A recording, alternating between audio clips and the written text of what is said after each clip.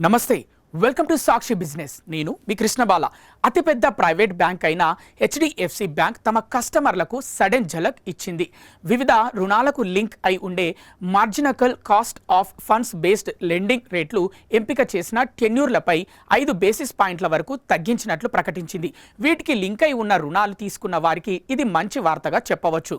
మరోవైపు ఈ బ్యాంకు నిర్దిష్ట టెన్యూర్లపై ఎంసీఎల్ఆర్ రేట్ను 5 బేసిస్ పాయింట్ల మేర పెంచేసింది. సవరించిన ఎంసీఎల్ఆర్ రేట్లను జూలై 7 నుంచే అమలులోకి తీసుకొచ్చినట్లు తన అధికారిక వెబ్సైట్ ద్వారా వెల్లడించింది.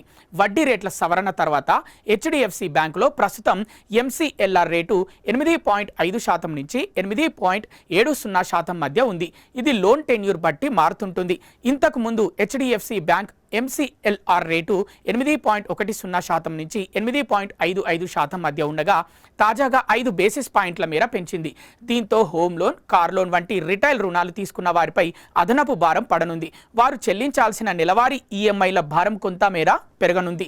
హెచ్డిఎఫ్సి బ్యాంక్ వడ్డీ రేట్ల సవరణతో రుణగ్రహీతలపై ప్రభావం పడనుంది. సాధారణంగా రిటైల్ లోన్స్ అన్ని ఒక ఏడాది ఎంసీఎల్ఆర్ రేటుకు లింక్ అయి ఉంటాయి. ఈ రేటు 8.40% నుంచి 8.45% పెరగడం వల్ల హోమ్ లోన్, ఆటో లోన్ తీసుకున్న వారి ఈఎంఐలు పెరిగే అవకాశం ఉంది. ఇక 3 ఏళ్ల కాలపరిమితి గల పెద్ద వ్యాపార రుణాలు తీసుకున్న వారిపైన 5 బేసిస్ పాయింట్ల అదనపు భారం పడొచ్చు. ఓవర్ నైట్ రేట్ తగ్గడం వల్ల అతి స్వల్పకాలిక మైక్రో బిజినెస్ లోన్లు తీసుకునే వారికి కొంత ఉపశమనం లభించనుంది. కాగా ఈ వడ్డీ రేట్ల పెంపు పాత రుణగ్రహీతలకు వెంటనే వర్తించదు. లోన్ అగ్రిమెంట్లో ఉన్న రీసెట్ డేట్ వచ్చిన రోజున మాత్రమే ఈ కొత్త వడ్డీ రేట్లు మీ ఈఎంఐపై ప్రభావం చూపిస్తాయి.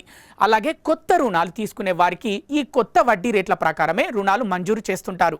సాక్షి టీవీ ప్రసారాలను నిలిపివేయటం చట్టరీత్యా నేరం. సాక్షి టీవీ ప్రసారాల కోసం మీ స్థానిక కేబుల్ ఆపరేటర్ను వెంటనే సంప్రదించండి. డిటిహెచ్లో, ఇంటర్నెట్లో కూడా సాక్షి టీవీ ప్రసారాలను వీక్షించవచ్చు.